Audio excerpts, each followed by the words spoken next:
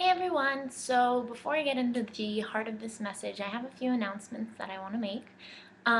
First off, Georgiana Broadway, who has been Together We Are Friday, kindly requested to be removed from the channel. She has had a lot of things hit her in recovery and feels that this is needed right now.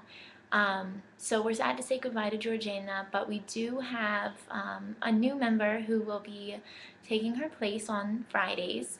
I'm not sure if you guys are familiar with anorexia recovery, but Kate is a very sweet girl who I've worked with in the past, and she is going to be a wonderful addition to the Together We Are team. So looking forward to having her here. Also, stay tuned. We are talking about opening more spots, so if you're interested, we'll be getting to you soon about how you can possibly do that.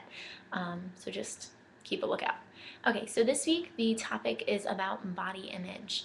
And I think that when it comes to body image, we always don't really want to talk about it or talk about certain things because um, in recovery we do want to say everybody looks so good, and like when complimenting another person, like yeah, they look fine, but when confronting your own body image, especially when looking in the mirrors, it's hard to see that, especially when you have um, that distorted vision in your mind and you see yourself as you're working on recovery, and you're eating more, you're not binging, or you've started binging and you're just finding yourself in a wrap of symptoms, and you feel like you're getting just fatter and fatter, and kind of how to deal with body image during that time.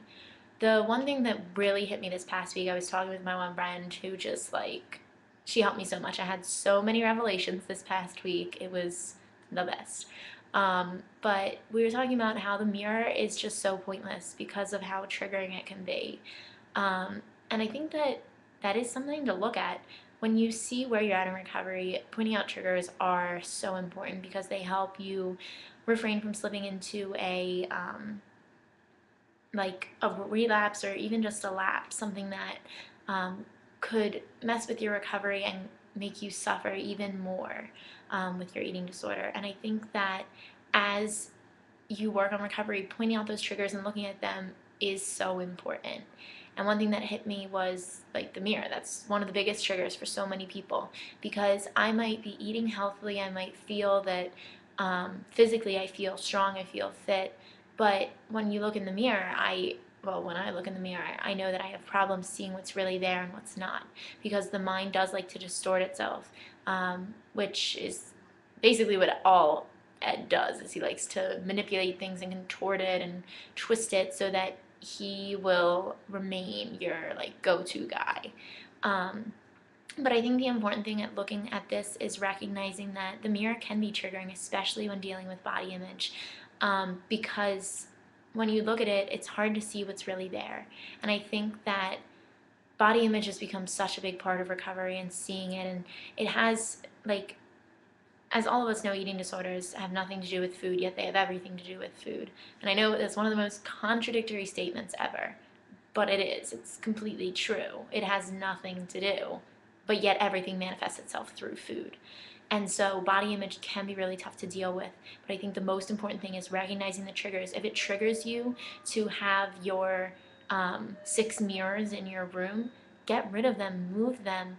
I remember earlier in my recovery, when things were rough, my mom actually took my body length mirror out of my room, and so I didn't have access to that. And as much as I was furious at her at the time, it definitely did help, because it helped me realize that I can work on recovery and have this positive side. Whereas if the mirror was there and I was falling back into it, then I could ultimately slip back into my eating disorder. I think another thing that can be triggering when it comes to body image is this ideal size about what you want to have, specifically when it comes to clothing. Clothing can be miserable. I know I hate clothing shopping. I'm not there yet. I can't handle it. It's not one of those things. I need loads more to do. So don't think that you're on your own if you can't get to that. But I know when I go shopping, I always want to fit into the size or whatever. Or say I'm going to a family function or something, I will go through my closets and look for the smallest size of something, hoping that I fit into it, because I know that somebody would ask what I'm wearing and I could say, oh, it's this size. And that would seem impressive and it would make it seem like I could fit. But having those triggering clothes, having your size 0 jeans, having your, like, all that, like, thin clothes, the clothes that fuel your eating disorder have to be gotten rid of. They have to just pile them up one day and donate them, possibly. Just get rid of them, give them to a friend, something that isn't going to keep them in your presence, because having them there can be such a trigger for you, because if you think that you have to fit into these certain jeans, you're not letting your body reach its normal point.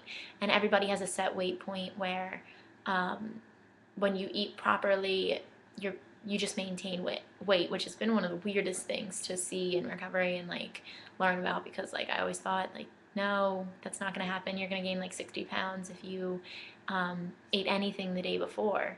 And yet, no, it doesn't happen that way. And realizing that, and realizing that without having your skinny clothes, because you are not going to be the same size that you are when you start recovery. I know that.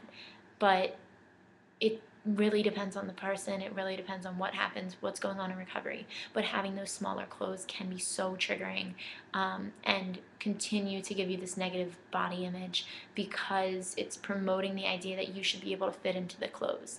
I remember I had my prom dress actually. Before the prom, I was like, I had to gain 5 pounds to fit into my dress the way that I wanted to. And I did the complete opposite. And I was like, well, now my dress is like big and I don't want it. And my one friend said, why don't you get a new dress? Because you're not supposed to mold your dress you're not supposed to mold your body to fit the dress, but the dress to fit the body. And I was like, whoa, mind blown. Like, that was something that never occurred to me. And so I think that when you go and you're looking for clothes in your closet or you're looking at the store, it's so important to get the clothes that actually fit you, and not ones that you're like, oh, I can do that when I lose this much weight, or whenever, like, and put these expectations upon it, because that could ultimately just fuel your ed. So I think that getting rid of triggering clothing and maybe staying away from the mirror if it's triggering, because it is pointless. It is absolutely pointless to go and expose yourself to that if you know that it's going to trigger you. You can stand there all you want and say, no, I'm fine, this isn't going to trigger me. But the thing is, at the end of the day, it does. If you know, it does. And I know that it's hard to try and give up the mirror, give up your skinny clothes, give up whatever. But your positive body image has to be the most important thing. And I think then one of the, like, turn things, I guess I could say, that would be something that you could do in order to promote positive body image would have to be positive affirmations. Best thing ever invented, gotta say. I had actually never really heard of positive affirmations until January of this year. And since then, complete change in my life.